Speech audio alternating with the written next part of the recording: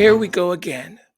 Another sermon from the court of the royal commentariat.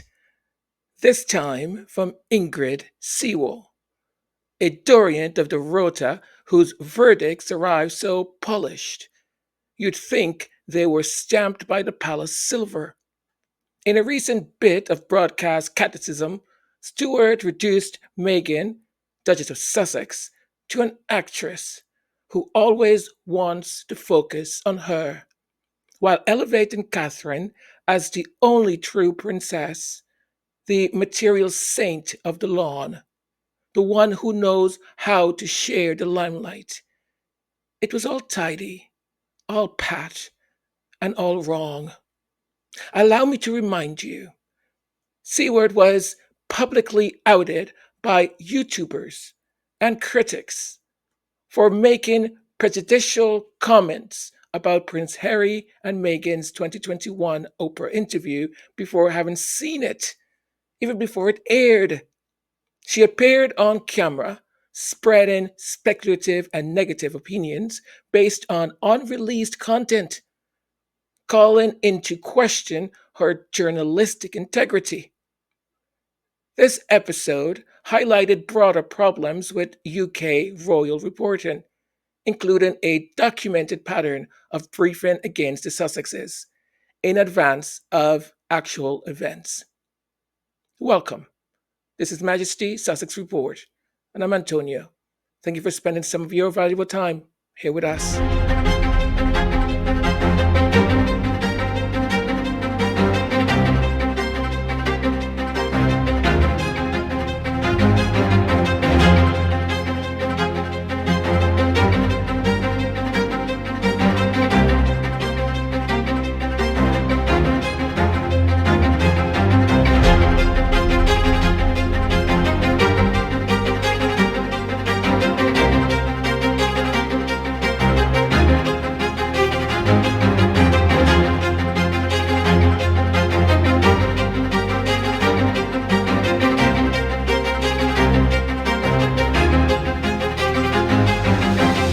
Before I go any further, allow me to say the following. Free speech isn't a courtesy extended by the powerful. It's the people's shield against them. It protects the right to challenge misinformation and to scrutinize governments, billionaires and millionaires, and especially media barons, especially when they rather we all just sit down and hush. If a government leans on employers or media moguls trade editorial spine for billion-dollar mergers, that's not debate, it's coercion by proxy. Free speech isn't freedom from rebuttal or consequence when you defame or incite, but it is the guarantee that unpopular, inconvenient, and oppositional voices are not punished into silence. So, yes, I disagree with every single thing Ingrid Seward has to say. And we can answer her back forcefully and in the open. That is the democratic bargain, not a monopoly on the microphone, but a marketplace where truth is tested, power is questioned, and ordinary people are not fired, hounded, or harassed for refusing to sing the company's hymn. Free speech is under attack around the world, everywhere. And if people believe that it isn't under attack here in Canada, think again. Famous and ordinary people are losing their jobs, and we're seeing it happen right in front of our eyes. Thank you. Now let's get on with my rebuttal. I've delayed or postponed my reviews of With Love Meghan, the episodes, now for a little while because it seems every day there is something else to talk about that, in my opinion, whether right or not, seems to take precedence. But I will post my next review, which is on episode 4. Without fail, I will do so tomorrow. And today, I wanted to concentrate on Ingrid Seward. Because Ingrid, you see, went on one of those shows, one that is owned or sponsored by The Sun, that only survives because of their hate and misinformation targeting Meghan, the Duchess of Sussex, and Prince Harry. No need to go and listen to what she said on their platform or channel. I will post it at the end of my rebuttal. Give us the clicks. Give Sussex supporting channels and Sussex friendly channels. Give them the clicks. Not these hateful channels. Thank you. Let's dispense with the first fiction. Wives of British princes are, in point of fact, princesses by marriage. You don't have to take my word for it. The Brits, no woke think tank, but the old ledger of titles and addresses, spells it out as it is, crisply. There are 2 ways one can become a princess in the UK: by marriage or by birth. Meghan is, therefore, a princess by marriage, styled primarily by her ducal rank, Duchess of Sussex, because the dukedom outranks the courtesy style. That's how the system works, not how tabloids wish it did, or how Ingrid thinks it is. But really, the actress versus princess trope isn't a matter of etiquette. It's a narrative weapon, weaponizing being an actress. Why? It invites the public to see one woman's public service as performative and the other as providence. One as, look at me, I'm the actress. The other as, look at the children. The children. It's shy and it's poisonous because it sneaks in the old prejudices under new wallpaper. And poisons do not stay contained. They've seen what the British press can brew when there are clicks to be counted and bodies to be thrown into the furnace. The Leveson inquiry mapped the culture. Corner cutting as craft, intrusion as sport, ethics as optional. It was not a cranks theory, but a judge report. Its pages are heavy with testimony on the press, on the culture, their practices, and ethics. Those memories are not ancient. They're still damp to the touch. We have lived the consequences since.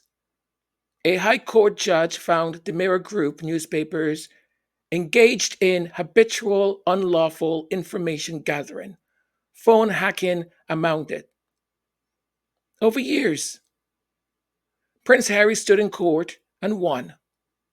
He was awarded damages, and the court's ruling set down in black and white what too many editors still treat as unsayable. The scandal was not a fever dream, it was practice. Earlier this year, news group newspapers settled with Harry as well, issuing a formal apology. These are not vibes. It's not I feel like this or this is what I emotionally think or someone told me or a source of a source. No, they're judgments and settlements. When that same culture turns its fire on a woman who joined the family and expected a modicum of fairness, we ought to recognize the pattern.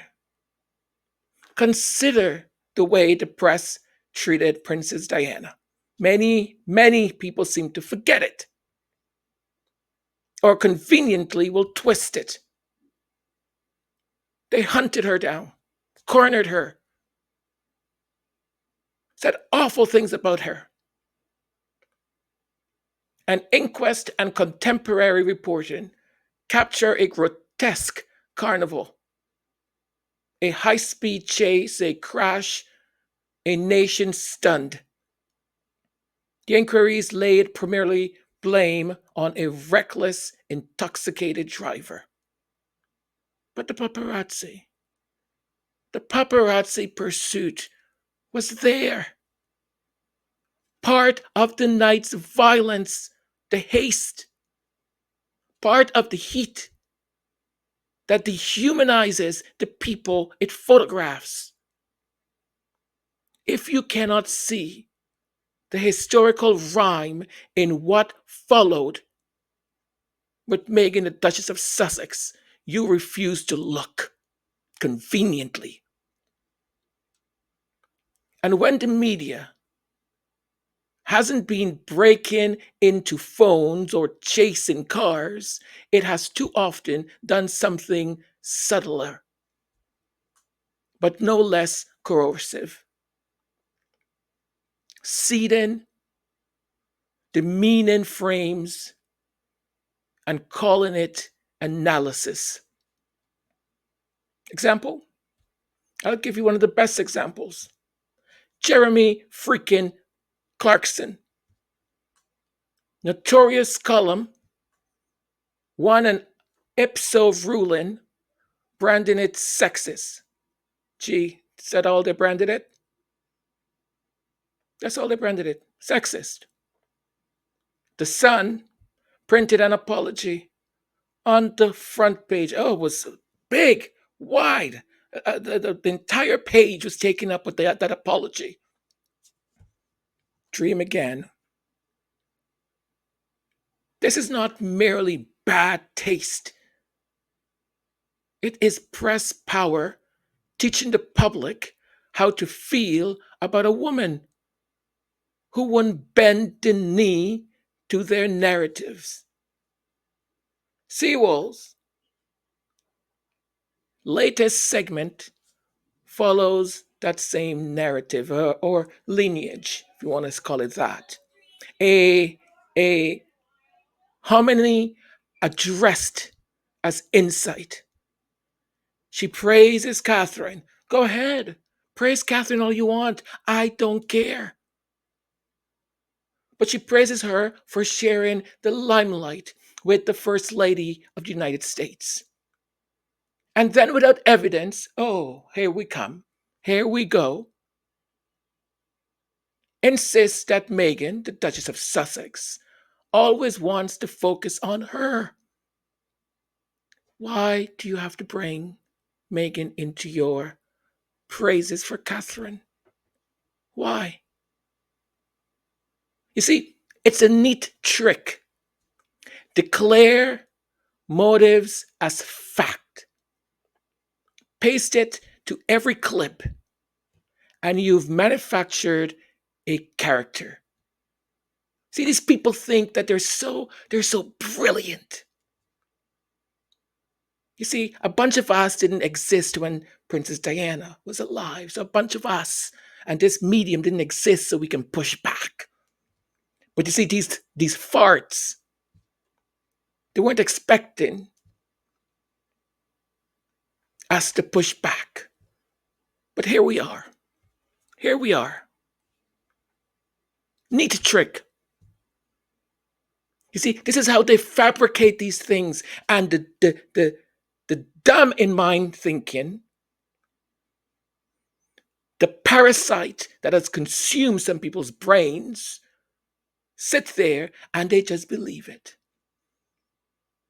Manufactured a caricature, a character of a person that is completely fictional. But you see, the records tell a different story. If you want to take the parasite out of your damn brain, everything is right there for you to see. But the laziness, the racism stops you, doesn't it? You see, Meghan's first solo project as a quote unquote working royal was not a vanity gala. It was a cookbook written with the women of the Hub Community Kitchen, survivors and neighbors of Grenfell. Together, our community cookbook. Challenged all those proceeds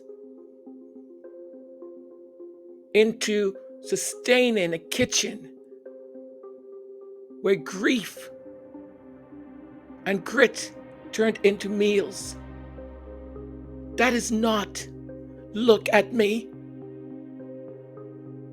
That is look at them. Fund them. Keep them cooking. She actually started doing this in secret because the royal family didn't want to go anywhere close to Grenfell. She did it in secret. Her smart work capsule, that collection, built on 1-for-1 model, every item purchased meant one donated to a woman re-entering the workforce. She convinced high street brands not to flatter her. She convinced them to be part of this program, to move inventory towards dignity. If that is narcissism, then the English language has given up on meaning. I mean, come on. She accepted patronages in education, theater, and animal welfare. She made quiet visits, wrote forewords, picked up the dull. She did the necessary work of public service. After stepping back from royal duties, she and Harry kept building. Partnership with World Central Kitchen, on permanent community relief centers, the parents network to support families devastated by social media harms. Memorials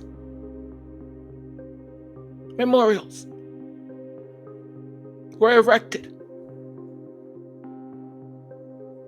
to show the effects of what social media has been doing to our children. That drag tech companies to show them the cost, the human cost of what they're doing. That wasn't, oh, put the camera on me. Really? I mean, come on. Tell me again. Who is the person this Ingrid Seward is talking about? Who can't share the spotlight according to her? On the other side of the ledger, the courts. Meghan, Duchess of Sussex, didn't just observe the blows, she fought and she won.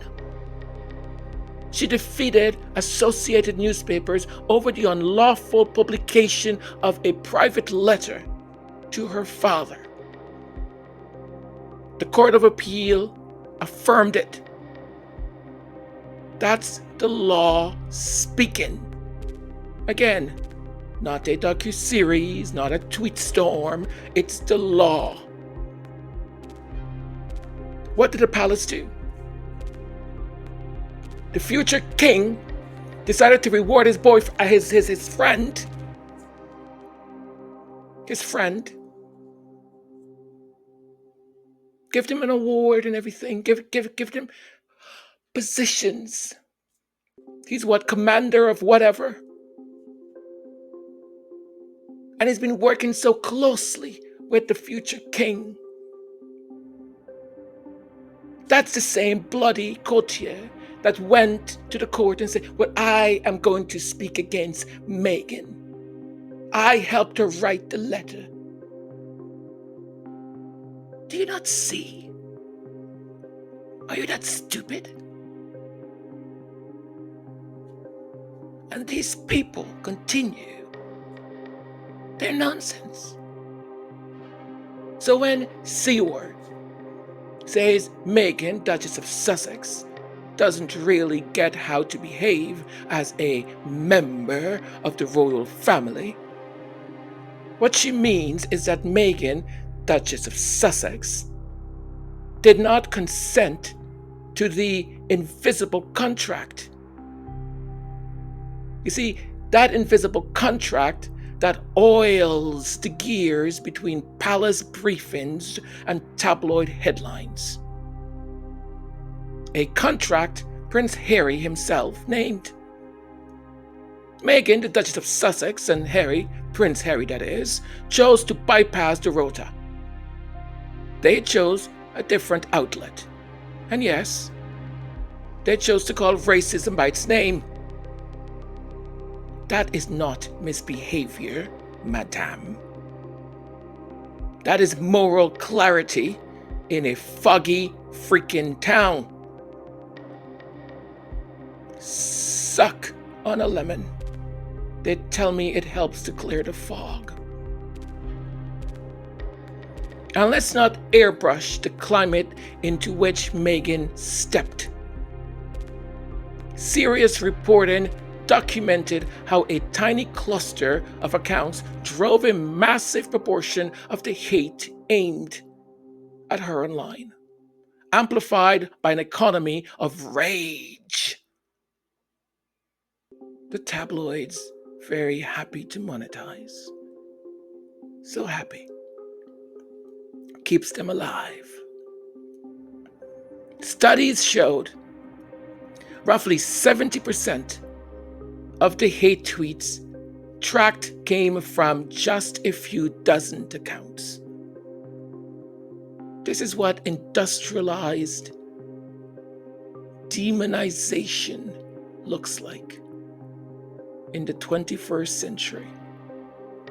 Algorithms doing the work that used to require newsprint. Now we come to the cheapest, perhaps meanest twist in Stewart's commentary. The insinuation that authenticity belongs to one duchess and performance to the other. That only one woman is brilliant. Brilliant with children. Really. That graciousness is the exclusive concession of one skin tone, you see. One accent. One origin story. No, my dear. No, my dear. The public has watched Meghan, Duchess of Sussex, hold babies in townships and chat with teenagers about mental health. The public has heard her speak openly at great personal cost about despair. Thank you for asking me if I'm okay.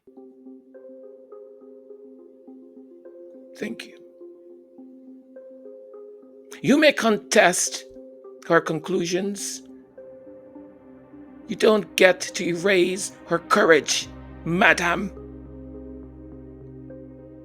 And yes, her admission of wanting to unalive herself on camera was not for some raiding ploy. It was a warning. A warning. Whether you adore or distrust her, the decent response to a person saying that, I didn't want to be alive anymore, is not to smear the person. It is to listen. But these monsters, soulless monsters, evil characters, passing themselves as humans, chose to smear. What is most galling about Ingrid Seward? Her lines is how it depends on the audience willfully not knowing, willfully choosing to ignore the truth, or maybe perhaps not remembering evidence, recent records, what's right in front of you. The press that lectures Meghan, the Duchess of Sussex, on how to behave is the press that required a public inquiry to be told how to behave. The ecosystem that scolds her for focus is the one that hacked phones and ran a columnist vile fantasy about hatred on a cellular level, he said. He hates her on a cellular level. And nothing happened to that man. Absolutely nothing. What a world we live in. What a shit hole we live in. It is a house forever shouting about decorum while leaving muddy boots prints on its own carpet. This is the nation that likes to lecture the rest of us how to behave, protocols. Look at them. Look at them. Here is a truth that makes certain broadcasters twitch. Harry did the only sane thing a husband and father could do. He saw the road. He knew where it led. He had watched an earlier generation sprint down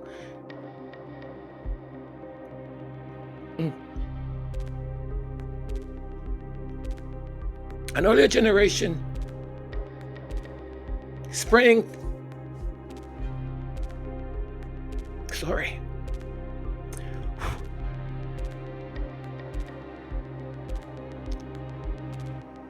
He saw what it did to his mother. And he chose a different turn to protect his wife and his child at that time, now his children. This is duty. This is duty to his family.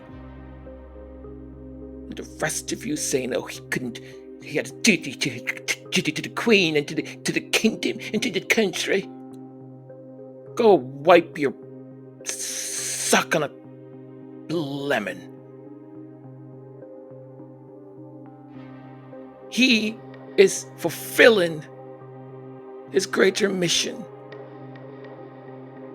The monarchy, for good or ill, is an institution. A family is life.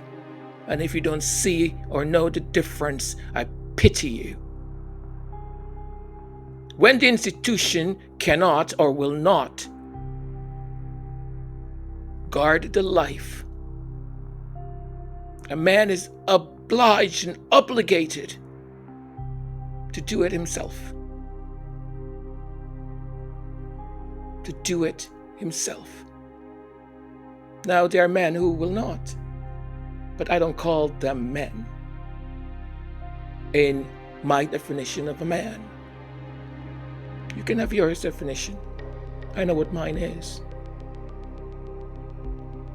To those who hiss, but the Queen, the late Queen herself,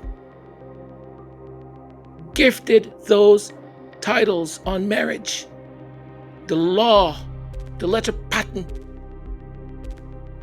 the dusty tomes of courtesy say what they say. The Sussexes stepping back was a refusal to be sacrificed or to be used by a media establishment that still has not repented of its worst habits.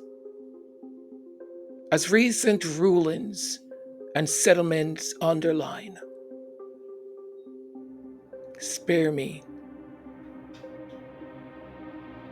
Then the lectures about behaving like a princess. Spare Meghan the sermon about sharing the limelight, madam. She's been handing it to others from her first project onwards. You see, any other person, a princess who had the Vogue cover, an issue, would have said, oh, well, of course. Oh, me and the... Oh, come on, stop it. No, I mean, okay, if you insist, can you get me the best photographer and the makeup and the extensions and the hair and maybe some color? Yes, I know, some blonde highlights maybe, perhaps. I don't know, I'm not quite sure. But me undercover, stop it. Oh, but thank you. But Meghan didn't do that, did she? She didn't do that. And then some insipid donkey with a hole said something to the regards of, we prefer princesses to be princesses and not, what did she say, fashion something or magazine something. Oh, you stupid donkey with a hole. Oh, spare us all the insinuation that Grace has a postcode, because it definitely skipped yours. You want a standard for royal comportment? Start with basic decency. Do not harm people. Do not dehumanize people. Do not launder old prejudice through new euphemisms. A press that once chased a young mother into the night and later had to apologize for deceit that coerced another into a compromised interview should probably sit out any masterclass on propriety until editors show the humanity of those women. I'm doing okay.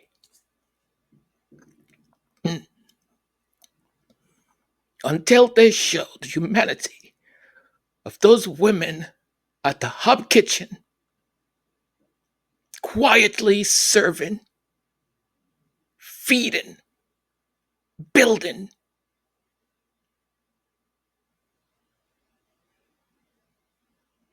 Then they should shut up. Go suck on a lemon. I don't ask the British media to adore Meghan, the Duchess of Sussex. I ask it to stop practicing character assassination under a tasteful headline. Critique the work, fine. Do it. But spare us the catechisms that recast difference as defiance and service as a show. If you want to judge Meghan, the Duchess of Sussex, way of being, judge. Judge it by the people who've eaten, sat next to her, the woman who've interviewed and donated outfits because she built a coalition, the parents who feel less alone because she and her husband chose to light a memorial instead of another fuse. That is public service. That is public service. That is sharing the limelight. As for you, Madam Seward, you have access. Yes. You have a platform. But with that comes the duty to be better than palace whispers and recycled tropes. Trade the script for a standard. Trade the insinuation for an argument. And if you insist still on teaching a princess how to behave, begin with the first rule of all. Humanity.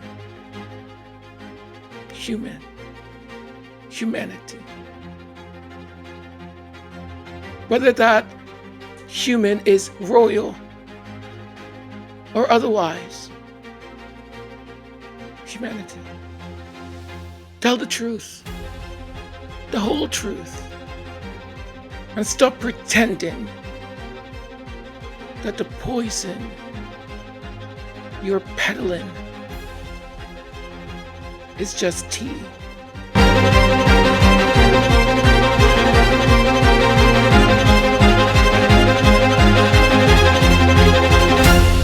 Thank you. Thank you very much for staying until the very end. I appreciate you very much, and I appreciate that you stayed. If you're not a subscriber and you agree with anything I've said, I would appreciate if you would subscribe to the channel. It makes a difference to us.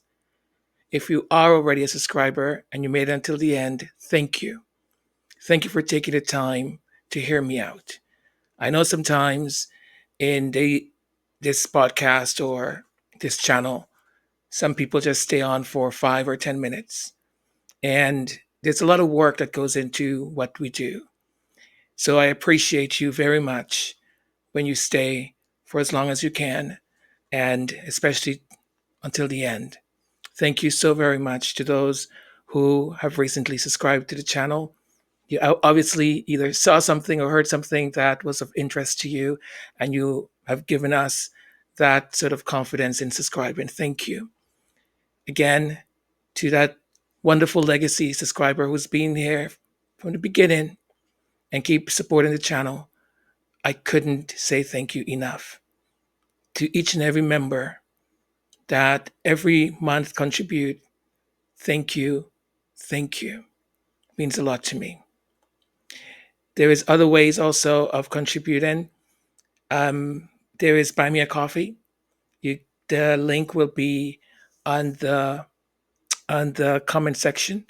And also recently, I have been able to upload some of the music that I've created, the lyrics that I've wrote, to Bandcamp.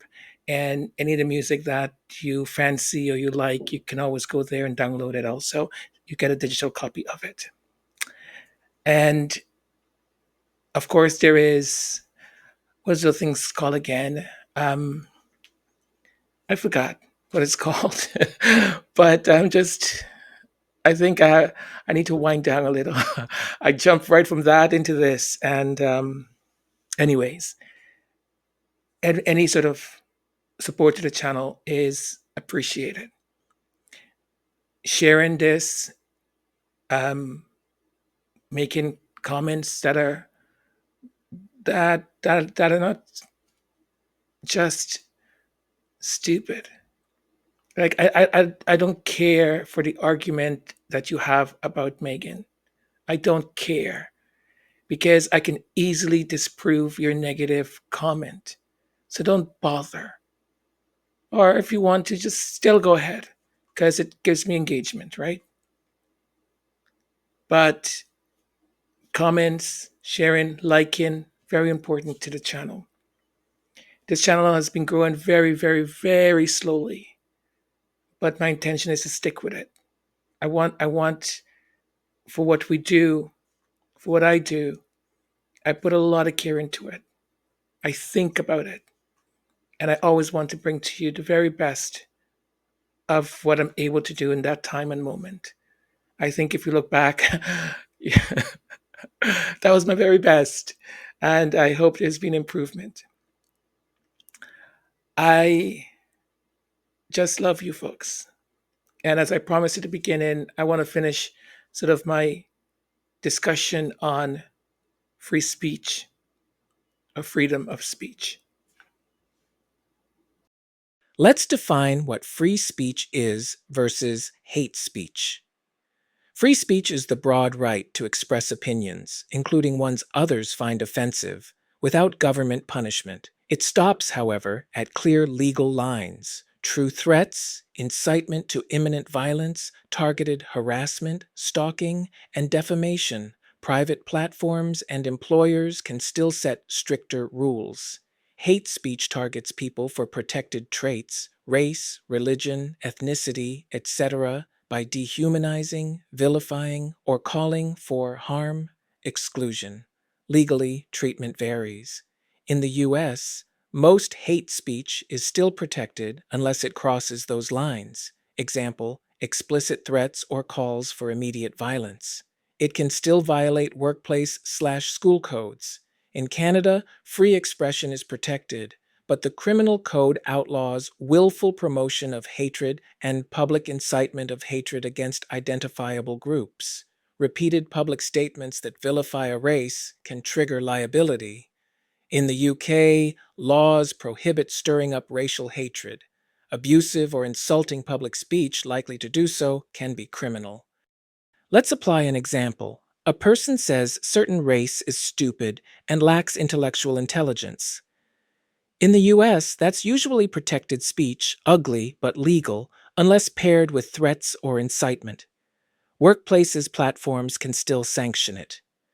In Canada and the UK, repeated public statements like that can cross into unlawful hate propaganda, stirring up hatred, and at minimum will breach many institutional codes.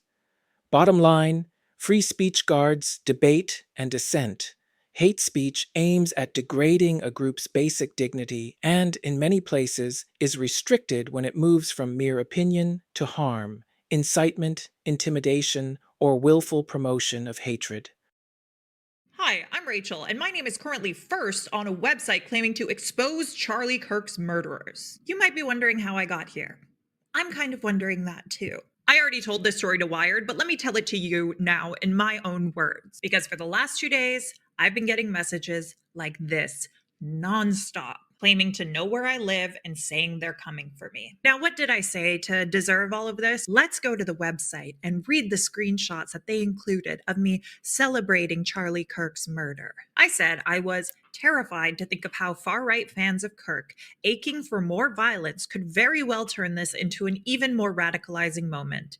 Will they now believe their fears have been proven right and feel they have a right to retaliate regardless of who actually was behind the initial shooting? That analysis came from the fact that I am an experienced journalist who has extensively covered right-wing extremism. That's also why, by the way, a lot of people hate me and want to shut me up. And I was immediately proven right. Many far-right personalities are using this as an excuse to agitate and retaliate against their political enemies. That includes former conservative leader Andrew Scheer, because this is where it all started for me. The hate massively escalated when former conservative leader and sitting currently conservative MP Andrew Scheer took my words and called me twisted and said I have so much hate in me. Pierre Poilievre's wife also boosted this post. Then things got even worse when I got a DM from a friend of mine telling me about this website. She sent me the link, and at first I thought she must have sent me the link to the direct post about me on this website. But then I double checked the link and I realized this was the homepage.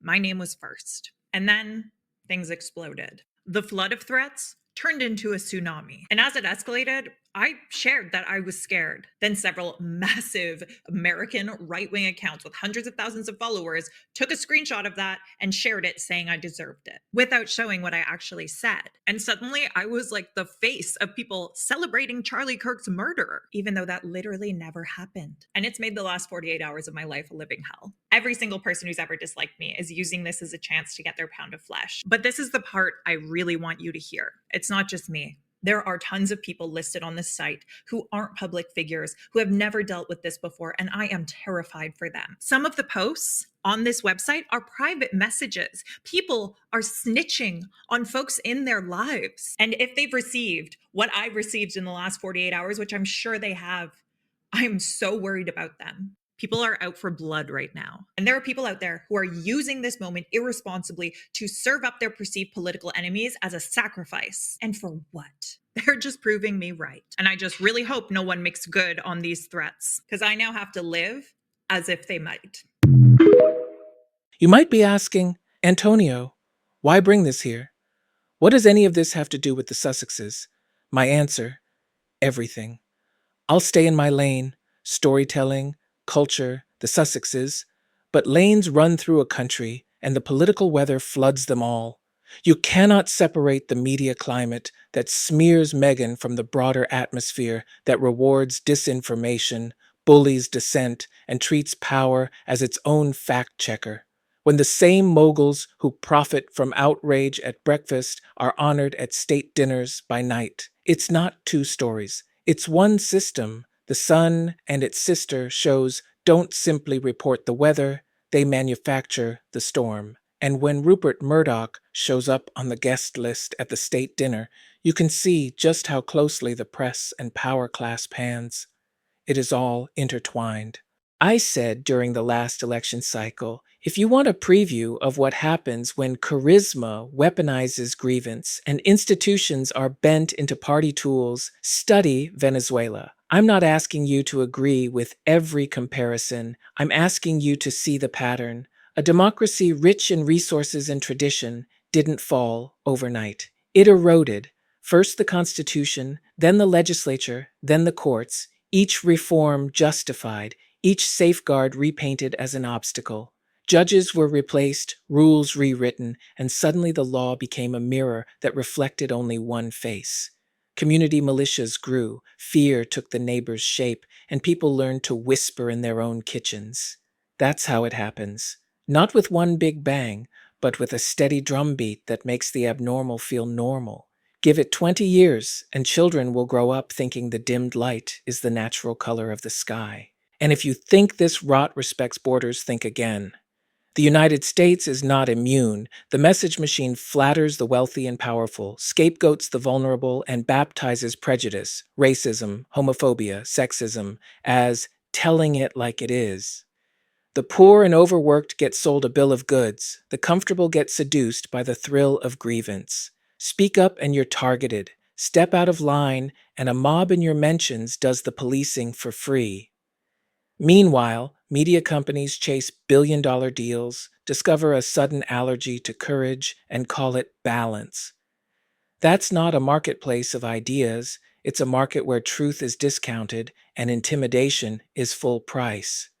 Canada isn't a bystander. We've seen sitting politicians put bullseyes on journalists for doing their jobs, and we've watched coordinated campaigns try to make public shaming a civic virtue. In Alberta and beyond, lists are compiled, names circulated, and the worst kind of nostalgia for cruelty, gets dressed up as community pride.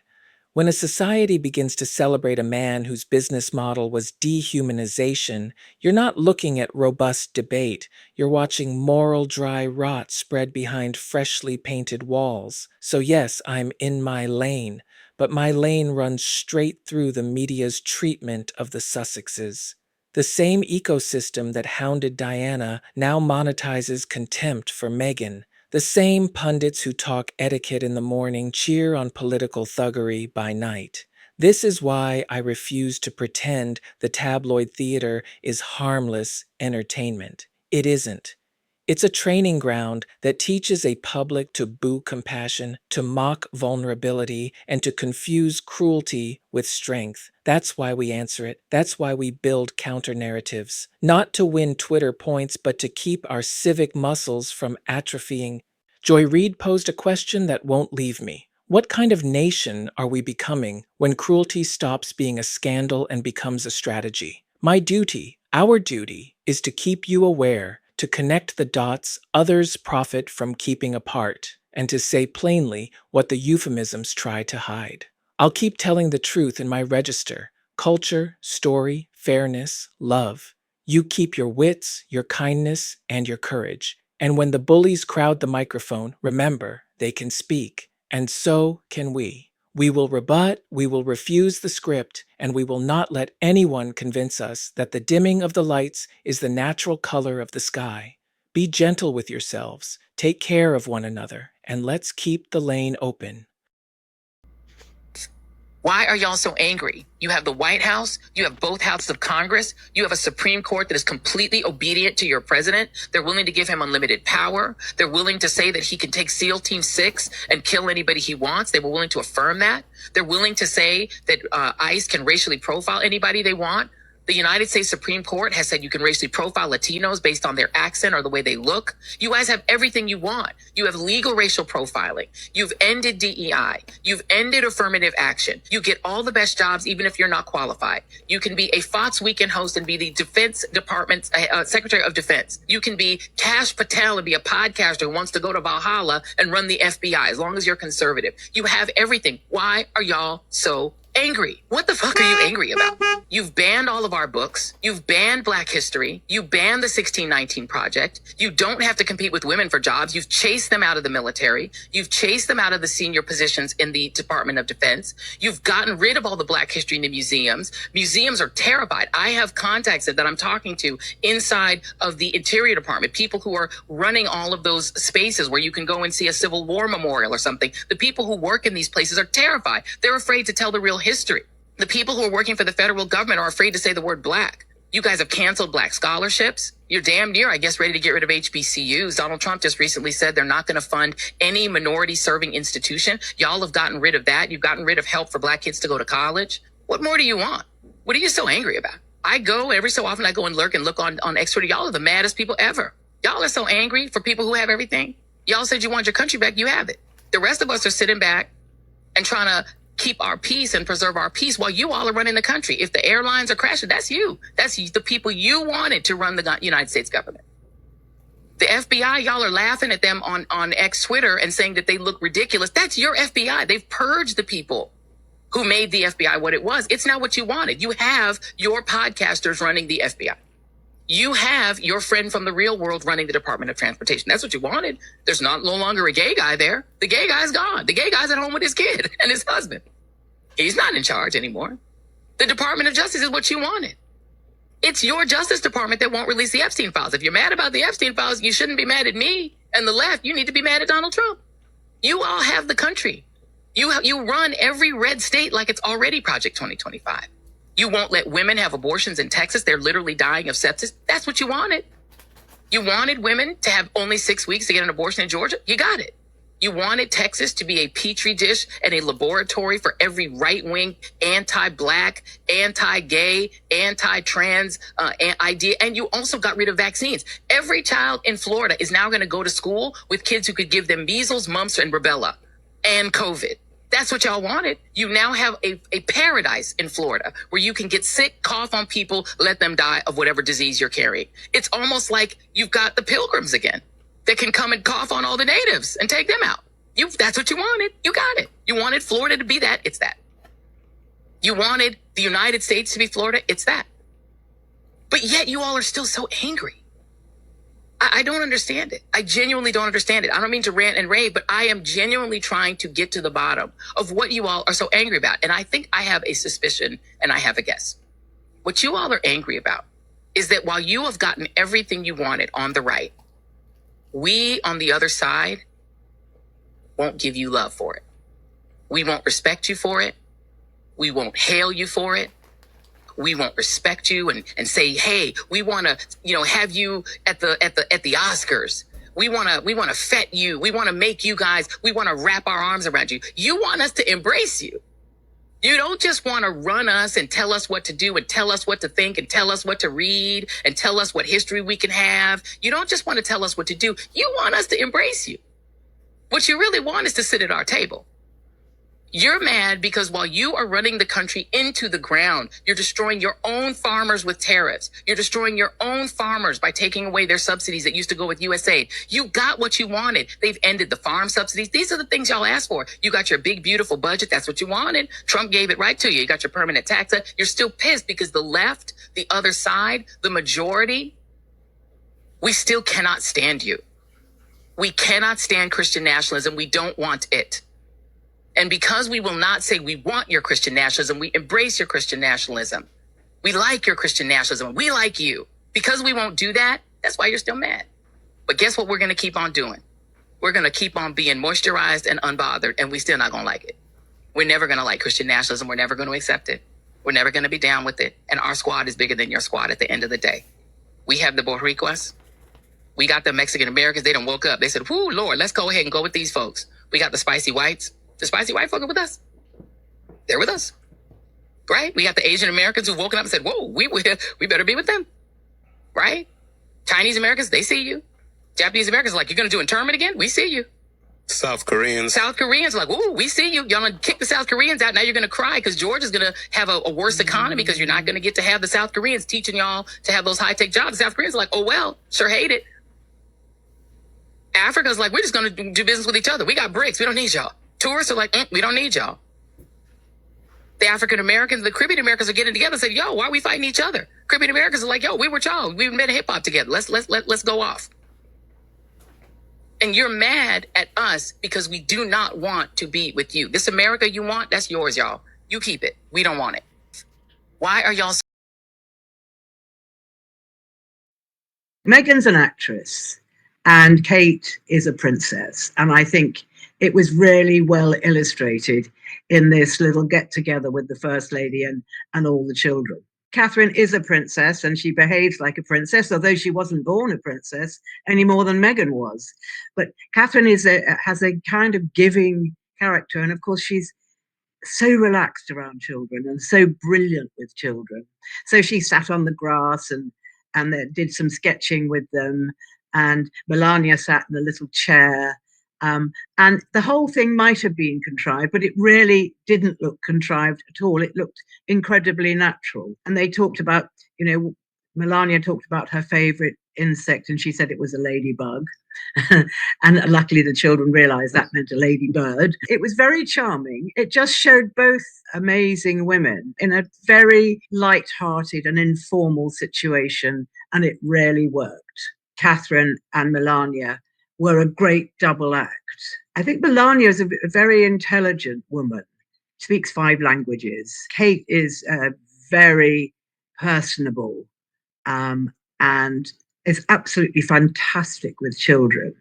And I think it was interesting to see that Melania was also rather good with children. One of the little scouts, who, they're between about 4 and 5, she actually decided to sit on Melania's lap, which was really charming. And I think what it did actually was give us idea of what Melania really looks like, because we usually see her hidden by a hat, and you don't see her eyes, and you don't see her laughing. And it was just the 2 women together was a really good mixture, in a way that I guess we have never seen Meghan like that with any other woman. She always seems to be look at me, look at Meghan, rather than as in Catherine's case, it's don't look at me, look at Melania. She's my guest. So it was a very different feeling. Meghan is the one that always wants the focus on her rather than anyone else. And Catherine shares the limelight. And in fact, she's a giver. She actually gave the limelight to Melania because Melania is the first lady and she was entertaining her and she was a guest. So Catherine sort of stood down and just concentrated on the children, while Melania was able to, show us what she's really like. I don't think Catherine needs to have a dig at Meghan. I think Catherine just has to be, and she actually took the trouble to get the honey from her hives in Norfolk and have the sandwiches made up and gave the sandwiches to the kids, because Catherine's all about nature and being and doing things outside. And Melania rather sweetly bought a pot of honey from the White House, which I don't suppose she'd gathered from any of the White House bees, but the gesture was there. And no, Meghan is just completely different. I think that Meghan just doesn't really get how to behave as a member or an ex-member of the royal family. Catherine seems to be at home in any kind of atmosphere, but especially when she's around children. And she is a joint president of these scouts, these little scouts. And I think it's really important to her. And I think she was, she acted like she was really flattered that Melania was interested enough to be there. I know it's all highly organized, but I think she gave the impression that Melania was very, flattered to be there with her and be doing something with children, which in this country we don't see that side of Melania, and we just see the very formal side. And it was great to see both women in this situation, and it's something that would never have worked with Meghan, because she would have just insisted that all the limelight was on her rather than anyone else.